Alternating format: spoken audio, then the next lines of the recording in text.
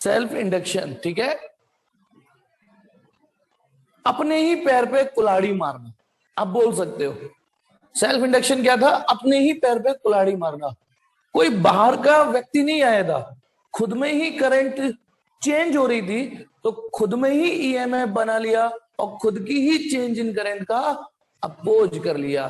Current बढ़ेगी तो बढ़ने नहीं देता, घट रही है तो घटने नहीं देता। हाँ, मुझे किसी तरीके का परिवर्तन पसंद नहीं है, नहीं ऐसा तो नहीं बोला था उसने, उसने है नहीं, मुझे किसी तरीके का परिवर्तन पसंद नहीं है, परंपरा प्रतिष्ठा है, बाकी इसे किसी भी तरीके का परिवर्तन पसंद नहीं है। क्या बेटा? किड किल्स फादर, अच्छा हाँ वही। चलिए, घर का वेदी, अच्छा घर का धोबी, अबे घर का धोबी नहीं होता वो, घर का चल कोई नहीं, चलो अब आगे बढ़ते हैं। थोड़ा सा रिवीजन, चलो अभी नहीं दे रहा, कल की फिजिक्स आप खुद पढ़ देना, अभी थोड़ी देर बाद रिवीजन दूंगा। अभी इसमें एक नया टॉपिक और डाल दूं। अच्छा एक मिनट रुको रुको, बढ़ता नहीं पड़ेगा। कल मैंने आपको ये पढ़ाया था कि यदि मेरे पास एक इंडक्टर है, इंडक्टर किसको? सोलेनॉइड का, एक नया नाम पढ़ा है कल, इंडक्टर, क्योंकि बढ़िया से इंडक्शन देता है ना, क्योंकि वो कई सारी कॉइल का कलेक्शन होता है, तो अच्छे से इंडक्टेंस देता है, वो अच्छे से चेंज इन करंट का अपोज करना जानता है, ठीक है। वो इसमें एक्सपर्ट हो चुका है, करंट में चेंज का अपोज करने में बहुत एक्सपर्टाइज हो चुका है, तो इसलिए इसी सोलेनॉइड को हम generally as a inductor use करते हैं, ठीक है। यदि करंट चेंज हो रही होगी तो इसमें ईएमएफ बन जाएगा। अब ये करंट के नेचर पे डिपेंड करेगा कि वो ईएमएफ किधर बनेगा। यदि करंट बढ़ रही होगी तो इधर हो जाएगा एरो, और करंट घट रही होगी तो उसे घटने नहीं देगा, इधर हो जाएगा, ठीक है। इस इंड्यूस ईएमएफ का फॉर्मूला आया था -L/di/dt, याद करो कल आया था, ठीक है। कल हमने फाई के लिए एक फॉर्मूला और पढ़ा था कि जैसे इसमें करंट आई है तो फाई इक्वल टू LI, एक फॉर्मूला और पढ़ा था फाई के लिए, ठीक है। इंड्यूस ईएमएफ जो जनरेट होगा उसमें वो -L/di/dt, यूनिट क्या थी इसकी? Henry, okay. किसकी यूनिट? एल की यूनिट हेनरी थी। और क्या बताया था मैंने? एक चीज जो इंपॉर्टेंट थी कि यदि इसकी लेंथ L है, क्रॉस सेक्शन एरिया A है, नंबर ऑफ टर्न्स N है, तो इसका जो L होगा वो ये होगा μ0n²A/L। कल यहाँ पे क्लास एंड हुई थी, याद करना पड़ेगा आपको बेटा, अच्छे नंबर लाने दो। किसी भी सोलेनॉइड का इंडक्टेंस जो होता है, सेल्फ इंडक्टेंस जो होता है, μ0n²A/L, μ0n²A/L। एन माने इसमें जो नंबर ऑफ टर्न्स है, ए माने जो इसका एरिया है हर टर्न का, एल माने जो इसकी लेंथ है। अब इसमें एक चुल और कर सकता हूं मैं, इसी में एक सब नोट कि यदि मैं इस सोलेनॉइड के अंदर कोई मटेरियल डाल दूं, कोई मटेरियल डाल दूं, ऐसे डाल दिया, तो अब जब आप इसका इंडक्टेंस, बाकी सारी चीजें एज इट इज है, मान लो बस मैंने इसके अंदर मटेरियल ही इंसर्ट किया है, तो अब इसका जो एल निकलेगा बस इतना, नंबर ऑफ टर्न्स वही है, एरिया वही है, लेंथ वही है, बस यहाँ म्यू वर्ड यूज करना पड़ेगा। तो आपकी समझ में आ गया होगा कि अब म्यू नॉट नहीं है, अब इसके अंदर वैक्यूम है ही नहीं, एयर है ही नहीं, तो म्यू यूज करना पड़ेगा। तो सिर्फ क्योंकि वैल्यू म्यू नॉट से म्यू हो गई है, अच्छा ये वैल्यू बड़ी भी हो सकती है, छोटी भी हो सकती है, तो इसको मैंने एल को एल डैश लिख दिया, ठीक है। या फिर एक और तरीका होता है जो इस एल को फिर एल नॉट भी बोल देते हैं, एल नॉट, वो भी तरीका है, ठीक है। तो फिलहाल यदि मैं उसको कल एल बोल चुका हूं तो इसको एल डैश बोल देता हूं। एल माने जब सोलेनॉइड की कोर में एयर है, और एल डैश माने जब सोलेनॉइड की कोर में कोई भी मटेरियल है। तो बताना, यदि मैं एल डैश अपॉन एल करूं, इसको डिवाइड करूं, इसको इससे डिवाइड मारूं, तो अल मल टल तो कट जाएंगे, अल मल टल, केवल यहाँ म्यू बचेगा और यहाँ म्यू नॉट बचेगा। जैसे ये रेशियो सामने आएगा आपकी आंखें खुल जाएंगी, चमक जाएंगी, वो यार ये तो देखा देखा सा लग रहा है, अरे हाँ ये तो म्यू आर है, अरे हाँ ये तो रिलेटिव मैग्नेटिक परमिएबिलिटी है, रिलेटिव मैग्नेटिक परमिएबिलिटी है, रिलेटिव मैग्नेटिक परमिएबिलिटी। तो यहां से हमको क्या सीखने को मिला कि एल डैश माने उस सोलेनॉइड का इंडक्टर, उस सोलेनॉइड का इंडक्टेंस जिसके अंदर मटेरियल हो, उसको डिवाइड मारा जाए उससे, जब उसमें कुछ भी नहीं था सिर्फ एयर थी, तो वो आएगा म्यू आर। अब एक चीज जो पिछले चैप्टर में हटा दी है, लेकिन यूज तो आपको फिर भी करनी पड़ेगी, पिछले चैप्टर में हटा दी, लेकिन फिर भी मैंने आपको बेसिक पढ़ा के आया था, कदम फूक फूक के चलाऊं बेटा मैं, डाया पैरा फेरो हटा दिए हैं, लेकिन मैंने उसकी कुछ बेसिक प्रॉपर्टी आपसे फिर भी कहा, याद रखिए यार, तुम जब इतना बड़ा फिजिक्स पढ़ रहे हो, इतनी बड़ी साइंस पढ़ रहे हो, है ना, तो एक छोटा सा टॉपिक एक्स्ट्रा पढ़ने में क्या जा रहा है जो यहां फायदा देगा। अब देखिए केस देखेंगे, केस इफ इंसर्ट, अच्छा ये आपको याद होना चाहिए फॉर डाया, रिवीजन नोट दे रहा हूं, कंजड़ा नोट, ठीक है, रिवीजन नोट जो कुछ दिनों पहले ही पढ़ाया था कि यदि मटेरियल डाया है ना, एग्जाम्पल के तौर पे याद कर लीजिए कॉपर, बिस्मथ, एटलीस्ट ये दो मटेरियल तो याद कर ही लीजिए। यदि कॉपर और बिस्मथ जैसे मटेरियल है फॉर डाया, उनका जो रिलेटिव मैग्नेटिक परमिएबिलिटी होती है वो 1 से कम होती है। आई हेट यू, याद है ना, I hate you. And for para mu R की वैल्यू 1 से बड़ी होती है। फॉर फेरो, इसी में भी डाल सकते हो, फॉर फेरो म्यू आर की वैल्यू थोड़ी और बड़ी हो जाती है 1 से। हालांकि आपका काम इससे ही हो जाएगा, केवल 2 कैटेगरी याद कर लो कि म्यू आर 1 से छोटा भी होता है, म्यू आर 1 से बड़ा भी होता है।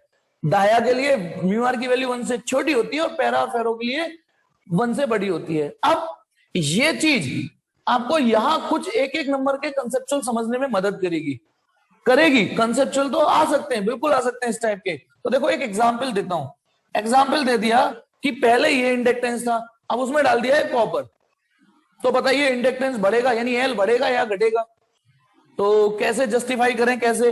तो जैसे ये तो सपोज करो इसको तो एल बोलेंगे, और इसमें यदि कॉपर डाल दिया तो इसको एल डैश बोलोगे।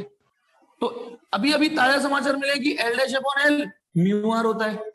एक और ताजा समाचार सबने रिवाइज कराए हैं एंड कि म्यू आर कॉपर डालते ही जो म्यू आर होगा वो लेस देन 1 होगा। बोलो कॉपर डाला है ना, तो इसका जो रिलेटिव मैग्नेटिक परमिएबिलिटी होगी वो 1 से छोटी होगी। कॉपर डाला है, कॉपर पता होना चाहिए बिस्मथ है, वो कॉपर डाया है, ठीक।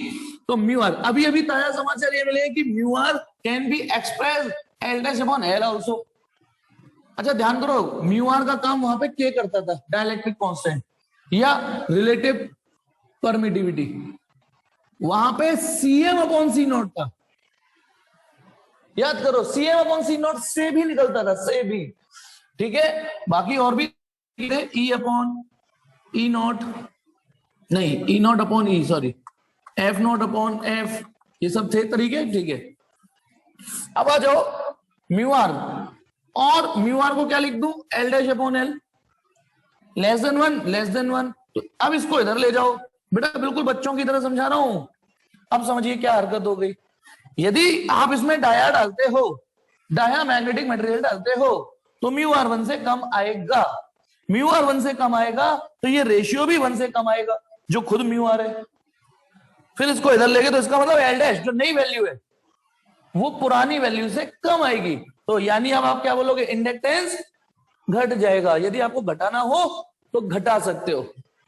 और फिर यदि सवाल ये हो कि ये रहा एयर कोर, इसमें मैंने आयरन डाल दिया, ठीक है। तो अब आप बताइए इसका इंडक्टेंस एल बोलोगे, इसका एल डैश बोलोगे। अब बताइए आयरन डाल दिया तो ये तय हो गया ना कि आपने अंदर एक ऐसा मटेरियल डाल दिया है जिसका म्यू आर 1 से बड़ा है। आयरन है, स्टील है, जितने भी आयरन के ओर्स हैं, ठीक है, तो mu R is greater than 1 होगा। इसका मतलब फिर एल डैश अपॉन एल भी 1 से बड़ा होगा। इसका मतलब L dash is greater then L, इसका मतलब एल डैश, हाँ मतलब वो हो गया L dash is greater then L. अब बताइए, अब जो नया इंडक्टेंस आ रहा है वो पुराने वाले से बढ़ के आ रहा है, ये बढ़ के आ रहा है। यानी आप रेगुलेट कर सकते हो मटेरियल डाल के। आपको लगता है अभी कम है तो आयरन डाल के बढ़ा लो, और आपको लगता है नहीं नहीं ज्यादा हो गया, इतना नहीं चाहिए था हमें इफेक्ट, तो कुछ डाया टाइप के मटेरियल डाल के उसको थोड़ा सा कम कर लो। ये चीज समझ में आ गई। अब एक चीज रिवाइज कराता हूं, कैपेसिटर में ये सुविधा मौजूद नहीं थी। कैपेसिटर में यदि ये सी नॉट है तो अब ये बढ़ सकता है, घट नहीं सकता। कैपेसिटर में ये सुविधा मौजूद नहीं थी। कैपेसिटर में यदि आपने कूड़ा भी डाल दिया, याद है ना, पार्शियली भी डाल दिया, जरूरी नहीं फुली डालो, कूड़ा भी डाल दिया तो जो सीएम आएगा वो बढ़ जाएगा। चाहे कंडक्टर डाल दो, चाहे कूड़ा डाल दो, चाहे कुछ भी डाल दो, वहां बढ़ जाएगा। उसका रीजन है क्योंकि जब आप यहां कुछ डालते हो तो के डाइलेक्ट्रिक कांस्टेंट या रिलेटिव परमिटिविटी वो खुद 1 से बड़ी या बराबर होती है, छोटी की तो ऑप्शन ही नहीं है। यहाँ पे ना म्यू आर 1 से कम भी हो सकता है डाया के लिए, लेकिन वहां के की वैल्यू 1 से छोटी है ही नहीं, ठीक है। नहीं बेटा चल कोई नहीं, देख ये नहीं हो सकता, अरेंज बेटा तू आईडी डाल दियो, मैं दोबारा बता उसमें पढ़ लियो। ये चीज नहीं हो सकती ना कि मैं मानता हूं दिक्कत है, आप लोग मुझे सपोर्ट कर रहे हो, पढ़ रहे हो नेटवर्क इश्यू के बावजूद भी, लेकिन बेटा पीछे कितना जाना पड़ेगा। ठीक है, तो बस इतना याद करो, सर ने इतना बताया है कि कल पढ़ाया था कि air core inductor, air core inductor ये डेरिवेशन कराया था, आज उसमें मटेरियल डाल दिया है बस। और मटेरियल दो तरीके का हो सकता है, डाया मतलब दो तरीके का मतलब इस सिनेरियो में या तो म्यू आर 1 से कम वाला या म्यू आर 1 से बड़ा वाला। चलिए अब आ जाइए, ये चीज बेटा आपके एमसीक्यू के लिए बिल्कुल फिट बैठेंगी। ये जो छोटी छोटी बातें बता रहा हूं, डेरिवेशन एक बार को आप इग्नोर मार सकते हो। ठीक है, अब चलिए अगली हेडिंग है, आप खुद बताना क्या होगी हेडिंग। ये रहा इंडक्टर, ठीक है, ये रहा इंडक्टर।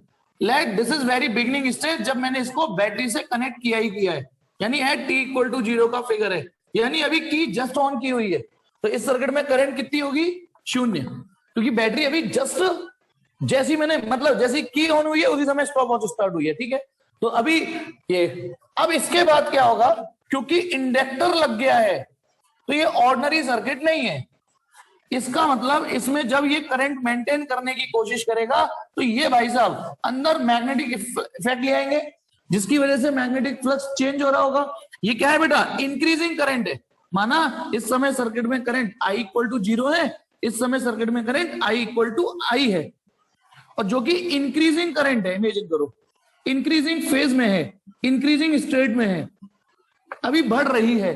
अब जब ये बढ़ रही होगी ऐसे करके तो ये भाई साहब आ जाएंगे, मुझे किसी भी तरीके का परिवर्तन पसंद नहीं है ना इंड्यूस ईएमएफ, जो इसके में ये चुल्ल मचाएंगे, मचाएंगे कि नहीं, इसको बढ़ने नहीं देंगे इजीली, यानी करंट की जो राह है इस बार आसान नहीं होने। देखो दो एक चीज और समझाता हूं, रेजिस्टेंस और इंडक्टेंस में, वैसे तो मैंने कल डिटेल में बताया था। रेजिस्टेंस माने होता है कि रास्ते में स्पीड ब्रेकर आ गए, रास्ते में गड्ढे आ गए, रास्ते में कंकड़ियां बिछी हुई हैं, ये तो होता है रेजिस्टेंस, है ना। और यदि रास्ते में चढ़ाई आ गई, ये इंडक्टेंस होता है। सुनना मेरी बात, यदि रास्ते में कंकड़ी आ रही है, गड्ढे आ रहे हैं, ये तो रेजिस्टेंस है जो आपकी स्पीड ज्यादा बढ़ने नहीं दे रहे। तो आपकी राह में जो रोड़े अटकाए, करंट की राह में जो रोड़े अटकाए, वो रेजिस्टेंस है जो करंट का मैग्नीट्यूड ना बढ़ने दे। लेकिन यदि एक स्मूथ सड़क आ गई, इसमें कोई गड्ढे नहीं है, कोई कंकड़ी नहीं है, लेकिन स्लोप तो है ना, स्लोप तो है ना, तो ये इफेक्ट कहलाता है इंडक्टेंस इफेक्ट। तो जिसकी वजह से करंट को बढ़ने में अब थोड़ा टाइम लगेगा, और बढ़ने में नहीं, घटने में भी टाइम लगता है। हाँ बेटा, घटने में भी टाइम लगता है, और एक बार चढ़ाई करने में दम लगता है, लेकिन जैसी वो एक कांस्टेंट स्टेट में आ जाएगी तब तक वो इंडक्टेंस इफेक्ट भी खत्म हो जाएगा, फिर एकदम यहां पे आते फिर इंडक्टेंस इफेक्ट भी खत्म हो गया। ठीक है, तो चलिए, तो इस समय क्योंकि करंट अपनी इंक्रीजिंग स्टेज में है, और इसीलिए इसमें ईएमएफ आ गया। अब इस बैटरी को थैंक्स बोलेंगे जो इस अपोजिशन से लड़ रही है, जैसे हम यहाँ इंजन को थैंक्स बोलते हैं, इंजन दम लगा के हईशा, इंजन ही तो लगा रहे हैं दम, जोर लगा के हईशा, जोर लगा के आगे कर आपको ऊपर ले ही जाएगा। तो सेम ये दम लगा रही है, कर ले अपोज, ठीक है तेरे दिन आ गए तू कर ले, लेकिन हम इससे डरने वाले नहीं है, ये बैटरी कह रही है। और फाइनली एक ऐसी स्टेज आएगी, अब नहीं तो कोई नहीं, 2 सेकंड 4 सेकंड 5 सेकंड के बाद, हालांकि इतनी देर फिर भी नहीं लगती, ठीक है, ये फाइनली ये करंट को कांस्टेंट कर ही देगा। मतलब जैसे सपोज करो 0 एम्पियर, 2 एम्पियर, और सपोज करो 5 एम्पियर, और 5 एम्पियर आके सपोज करो फुल हो गई है, अब नहीं बढ़ने वाली करंट। ये सर्किट इस तरीके का था कि इसमें लास्ट 5 एम्पियर करंट फ्लो होगी। तो इस आई को अब कैपिटल आई लिख दो, जो कि अब स्टडी हो चुकी है, क्लियर होगी, ये सबसे पहले भगेगा, भग जाएगा या नहीं भग जाएगा। इंड्यूस ईएमएफ कितना हो जाएगा, 0, क्योंकि अब करंट चेंज नहीं हो रही। हालांकि इस सर्किट में मैग्नेटिक फ्लक्स तो एक्टिवेट हो जाएगा और अच्छे से हो जाएगा, पर केवल फ्लक्स होने से ईएमएफ थोड़ी नहीं बनता, फ्लक्स होने से ईएमएफ नहीं बनेगा, फ्लक्स के चेंज होने से ईएमएफ बनता है, जो कि इस दौरान यहां से लेके यहां तक की टाइमिंग के दौरान, यानी इस फिगर और इस फिगर के बीच में आप इनफाइनाइट फिगर बना सकते हो। जैसे सपोज करो ये t इक्वल टू 0 का फिगर है, और ये t इक्वल टू मान लो 2 सेकंड का फिगर है, 2 सेकंड में 2 सेकंड लग जाएंगे, तो 0 से 2 सेकंड के बीच में ये हरकत हुई होगी। तो चलिए अब आप बताइए किसको थैंक्स जाता है? इस एक्सटर्नल सोर्स को जाता है। बैटरी को थैंक्स जाता है कि वो इस अपोजिशन से लड़ी और फाइनली करंट को एक स्टेडी स्टेज पे पहुंचा दिया। अब हम ये भी जानते हैं जैसे ही हम करंट देते हैं सोलेनोइड सिकुड़ जाता है। याद करो, सोलेनोइड सिकुड़ जाता है due to their magnetic energy, जो मैग्नेटिक फील्ड अंदर बन गए। जैसे ही कोई स्प्रिंग सिकुड़ती है तो बताओ पोटेंशियल एनर्जी बन गई नहीं बन गई? आज उसी पोटेंशियल एनर्जी, बातें तो मैं बहुत करता था पहले कि करंट दे दो तो सोलेनोइड सिकुड़ जाता है, करंट दे दो तो सोलेनोइड सिकुड़ जाता है। लेकिन आप इसका दूसरा पहलू देखो, जब वो सिकुड़ेगा तो इसका मतलब उसमें एक एनर्जी जनरेट हो गई और वो भी पोटेंशियल एनर्जी। इस पोटेंशियल एनर्जी को नाम देते हैं हम magnetic potential energy. Magnetic potential energy stored in a current carrying inductor, in a current carrying inductor। ये आलसी बने का इंडक्टर है, ठीक है। ध्यान करो, कैपेसिटर भी ऐसे लिखता था, कैपेसिटर रेजिस्टर, आज आपके खाते में क्या जुड़ गया? इंडक्टर। तो आज हम उस मैग्नेटिक पोटेंशियल एनर्जी का एक्सप्रेशन ढूंढेंगे। मैग्नेटिक पोटेंशियल एनर्जी का एक्सप्रेशन की आखिरकार इस समय, अच्छा इस समय हमें ये पता है इनिशियली तो जीरो है, कुछ है ही नहीं इसमें, खाली है, ये तो हम श्योर है। बस इस समय कौन सा फॉर्मूला लगाएं? यूएफ, या सिंपली यू भी बोल सकते हैं। इस समय कितना फॉर्मूला लगाएं? जब U1 है ही नहीं तो फिर ठीक है यू बोल सकते हो। वो फॉर्मूला क्या लगाएं? तो MgH लगा दें। आप तो बहुत मतलब आप उसके फैन हो, कर्रे वाले फैन हो। MgH असली पोटेंशियल एनर्जी MgH है ना, MgH लगा देते हैं पोटेंशियल एनर्जी। बोलो, चूल्हे में जाने दो सब कॉन्सेप्ट को, फिजिक्स है ना, क्योंकि आपको तो एक ही चीज पता है कि पोटेंशियल एनर्जी तो MgH होता है। अच्छा कन्हैया बता रहे MB sin थीटा लगेगा, ठीक, पहले थे MgH के फैन। अच्छा वेरी गुड, बिल्कुल, यदि आप अपने आप को चेंज कर लेते हो चलो ये भी ठीक है। हाँ तो देखिए बेटा, अब नई घोड़ी नई चाल, अब एक नया सिनेरियो आपके सामने आया है। आपने बता रहा 12th में बता रहा हूं, आपने 12th में सबसे पहले पोटेंशियल एनर्जी यहां पढ़ी थी डायपोल में, याद है नहीं याद? तब मैंने एक रिवीजन नोट बताया था कि पहले अपने आप को सुधारो। हाँ ठीक, ये तो यहां पोटेंशियल एनर्जी का फॉर्मूला आया था -PE cos थीटा। फिर दूसरी बार पोटेंशियल एनर्जी आपने मतलब असेंबलिंग ऑफ चार्जेस, यदि दो जैसे पॉइंट चार्जेस हो, एक Q1 हो एक Q2 हो, तो इनकी पोटेंशियल एनर्जी आई थी K Q1 Q2 upon R, ठीक है। और 3 भी हो 4 भी हो तो भी बताया था, 2 की याद करो पहले। फिर एक कैपेसिटर का पढ़ाया था उसी चैप्टर में, हाफ CV²। ये 3 तो फॉर्मूले आप पहले ही यूनिट में पढ़ चुके थे, हालांकि फिर उसके बाद नहीं आया, उसके बाद अब ये आया है। तो हर सिचुएशन में अलग होगा। और हाँ, एक डायपोल उसका हो रहा था, यदि ये मैग्नेटिक डायपोल हो तो -MB cos थीटा, इतना जरूर आया था, ठीक है।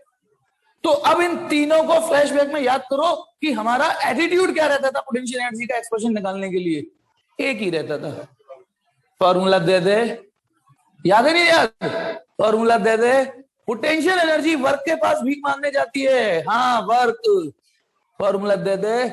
तो हम अब ये देखेंगे, अच्छा वर्क, तो ये वाला जो वर्क डन हुआ है ये हमने और तुमने नहीं किया है, ये इसको जाता है, इसकी पीठ थपथपाएंगे। ये वर्क डन ये बैटरी कर रही है अगेंस्ट दिस बैक ईएमएफ, इसका एक और नाम बताया था ना मैंने, बैक ईएमएफ। इस बैक ईएमएफ के अगेंस्ट कर रही है ये वर्क, तो we have to calculate the work done by this source of EMF against this back EMF in maintaining the current from 0 to I। ये पहले और तीसरे फिगर तो याद करो, मैंने कैपेसिटर में भी बनाए थे। पहले और तीसरे फिगर तो केवल लिमिट लगाने के काम में आते हैं, जो परिस्थितियां हो रही हैं, जो फिजिक्स है वो तो यहां है, यहां आपको समझ में आना चाहिए कि ये क्या हो रहा है। तो अब इस फिगर को देख के चलते हैं, मुझे वर्क डन कैलकुलेट करना है, वर्क डन, क्योंकि पोटेंशियल एनर्जी का रास्ता वर्क डन से ही होके जाता है, वर्क डन से ही होके जाता है। तो बताइए, बताना, पावर, इलेक्ट्रिक पावर जो ये बैटरी दे रही होगी सर्किट को, ये पावर फॉर्मूला लगेगा, बोलो याद हो तो EI VI। अच्छा शाम वाले बैच ने तो कल ही पढ़ा है VI, बस VI की शक्ल क्या हो गई है यहाँ पे, सेकंड फिगर देखेंगे तो E और small I, sorry capital I नहीं स्मॉल I, क्योंकि इस समय कैपिटल I का मतलब दूसरा है। कैपिटल I इस समय जो करंट कांस्टेंट हो चुकी है, जब वो फाइनली हो चुकी है ना, तब उसका नाम कैपिटल I है। तो पावर का फॉर्मूला याद आया कौन सा, VI से EI हो गया। क्योंकि ये इंस्टेंटेनियस पावर है तो dw अपॉन dt लगेगा। क्यों भाई, ये क्यों लगेगा? w अपॉन t से काम लगाओ। नहीं, क्योंकि यहां पे ना करंट कांस्टेंट नहीं है। अब जब चीजें कांस्टेंट नहीं होती तो फिर इंस्टेंटेनियस ही निकालना पड़ता है। करंट कोई फिक्स थोड़ी नहीं है। जो कल शाम को पढ़ रहे थे उन्हें ध्यान करो, कल वाले सर्किट में और आज में अंतर यह है कि कल जो करंट थी वो कांस्टेंट थी। ये जो करंट है ये अभी इतने टाइम इंटरवल के दौरान कांस्टेंट नहीं है। ठीक है, चलिए तो यहां से small work done bye source of EMF E I D T, समझ गए? क्योंकि मुझे निकालना तो वर्क डन है। अब आपके दिमाग में एक चीज आती है जो मेरे भी आती थी, हालांकि फिजिक्स में इतने सारे फॉर्मूले हैं, यही फॉर्मूला क्यों पिक किया? तो बेटा हम अपनी रिक्वायरमेंट के हिसाब से फॉर्मूला ढूंढते हैं। हमें वर्क डन का फॉर्मूला चाहिए और वो भी इस सिचुएशन का चाहिए। तो आ गया नहीं आ गया वर्क डन, ठीक है, स्मॉल वर्क डन आया, वो तो हम फिर इसे इंटीग्रेट करके पूरा बड़ा कर लेंगे। स्मॉल मिलाते जाओ लार्ज बनाते जाओ, है कुछ स्मॉल मिलाते जाओ, ठीक है, और लार्ज बनाते जाओ, ठीक है। चलिए अब यहां से टोटल वर्क डन। अब एक्चुअली कलेश है यहां पर कि यहां दोनों वेरिएबल है। प्रॉब्लम यह है कि दोनों वेरिएबल फंसे हुए हैं और आज तक ऐसा इंटीग्रेशन आपने किया ही नहीं है, तो मैथ में भी नहीं करोगे। ये दो इंटीग्रल हो और टाइम के रेस्पेक्ट कोई है भी नहीं, मतलब सॉरी टाइम के फंक्शन में कोई लिख भी नहीं रहा। इंटीग्रेशन dt के रेस्पेक्ट करते हैं, ऐसे इंटीग्रेशन तो किए होंगे टी dt, तब तो मजा आ गया कि जिसके रेस्पेक्ट कर रहे हैं वही वेरिएबल तो ये हैं, क्योंकि ई भी चेंज और आई भी, तो ये भसड़ हो गई, तो ये इंटीग्रेशन अभी तो होने से रहा। तो ऐसी हम सिचुएशन जनरेट करेंगे कि ये इजी हो। पहले dt के रेस्पेक्ट कुछ ऐसा सीन तो बने या कुछ और, या तो ये बदल जाए या ये बदल जाए। तो तुम्हें पता है ई का फॉर्मूला होता है -l di अपॉन dt, होता है ई की वैल्यू -l di। और सुनो एक चीज और, मुझसे गलती होगी, sorry sorry sorry sorry sorry very sorry, ये वाला ई नहीं आएगा यहाँ पे, कैपिटल ई आएगा। बताऊं गलती क्या हुई मुझसे, मैं बोलता जा रहा हूं लेकिन मुझे ध्यान नहीं रहा, क्योंकि वर्क तो ये कर रही है ना, सॉरी बोलूंगा क्योंकि मैं बार बार बोल रहा था वर्क तो ये कर रही है, वर्क तो ये कर रही है, तो कैपिटल ई आएगा। मेरे दिमाग से वो केला खाया ना, स्लिप हो गया बेटा, ठीक, अभी सुबह सुबह केले खाते हूं तो थोड़ा स्लिप हो गया है नहीं। चलिए मेरी जुबान फिसल गई, मेरे मुंह से निकल गई। चलो बेटा, क्योंकि मैं बार बार बोल तो यही रहा था कि ये वाली बैटरी वर्क कर रही है, तो ये वाला ईएमएफ, ये वाली इसने जो करंट प्रोवाइड करा है ये। अब dt को इधर ले जाओ, ई आई dt, अरे क्या कर रहा हूं मैं, सही है ना? p को ये लिख दिया, सॉरी इस स्टेप में नहीं है वो, p की जगह ई आई, फिर p की जगह dw अपॉन dt। अब dt को इधर ले जाओ, ई आई dt, अगेन सॉरी बेटा। चलिए ये सिचुएशन है। अब मुझे इस ये जो मैंने भसड़ बताई थी कि साला ठीक है, अब तो यही वेरिएबल दिख रहा होगा आपको और एक dt के रेस्पेक्ट करना है, तो भसड़ तो फिर भी इंटीग्रेशन में है, ठीक। हाँ हाँ, फीस में डिस्काउंट मिलेगा, है ना? हाँ, तू पहले जमा तो कर, बाद में मैं वापस करूंगा, ठीक। यही सोच के मैंने अपने दोस्त को भी पैसे दिए थे, क्यों मुझे बाद में वापस करेगा। हाँ ई कांस्टेंट है लेकिन बेटा, यस ई कांस्टेंट है, ई कांस्टेंट है बेटा। अब आ जाइए, हाँ बेटा अब देख प्लीज मैथ वाली चुल्लू मत कर, ओ भाई अब इतनी होशियारी मत पे लो। चलो अब मेरे को बुलवा दिया। हाँ अब मुद्दा ये कि मुझे इस ईएमएफ की वैल्यू पता है कि -l di अपॉन dt। मैं यहाँ पे थोड़ी देर के लिए इक्वेशन 1 को पॉज कर रहा हूं, मेरे से इंटीग्रेशन हो नहीं रहा इसलिए पॉज कर रहा हूं। तो अब आ जाइए, मुझे ये बताइए, इस सर्किट को देख के मैंने ये लिख दिया E + E = 0, कोई बताएगा क्यों ऐसे कैसे लिख सकता हूं मैं? मैंने इस सर्किट को देखा और मैंने E + E = 0, हाँ निकुंज ठीक, मैंने इस सर्किट को देखा, एक सर्किट को देखा तो ऐसा लगा जैसे E + E = 0, कोई सुर नहीं कोई ताल नहीं, लेकिन चलो इस सर्किट को देखा तो ऐसा कैसे लग गया मुझे। गौरव वेरी गुड, गौरव सैनी शाबाश। ये कहां से मैंने उठाला है आप भी सोच के बताओ। E + E = Newton third law.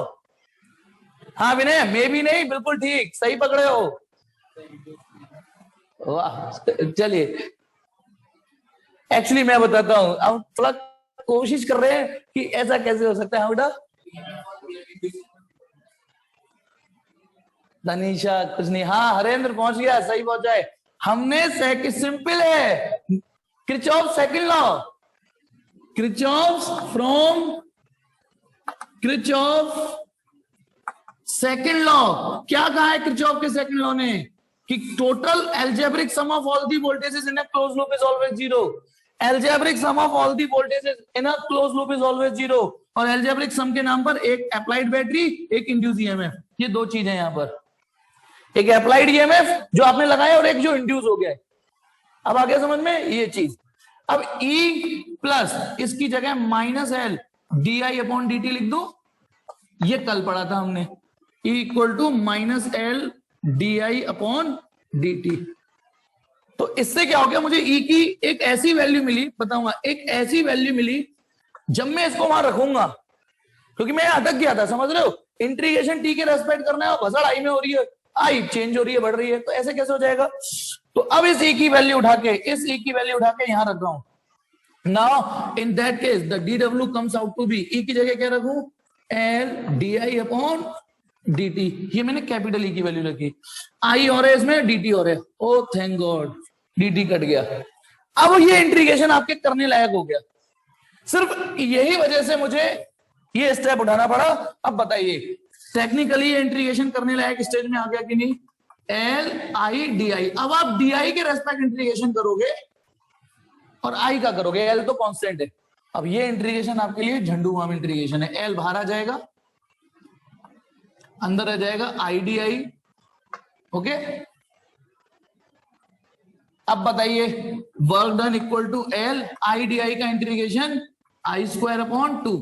अब ये पहले और तीसरे फिगर जो फॉर्मेलिटी थी वो थोड़ी सी मदद तो कर देंगे। लिमिट बताओ क्या लगेगी, क्योंकि आप आई के रेस्पेक्ट इंटीग्रेशन कर रहे हो, तो देखते हैं आई कहां से कहां तक पहुंच गई है। जीरो से शुरुआत हुई थी, एक वो वक्त था जब करंट जीरो थी, और एक वो वक्त आ गया जब करंट कैपिटल आई हो गई। उसके बाद बैटरी को जैसी कैपिटल आई होगी, सुनना बेटा, कैपिटल आई होती ना, इसको ईएमएफ के अगेंस्ट वर्क नहीं करना पड़ेगा, ये याद रखना, ईएमएफ के अगेंस्ट वर्क नहीं करना पड़ेगा, बैक ईएमएफ के।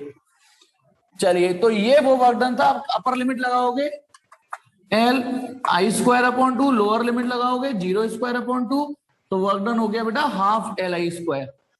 और फिर वही फॉर्मल लाइन जो हम आजकल रट गए हैं, नहीं रट ली है, कि this work done store in the form of, ठीक है।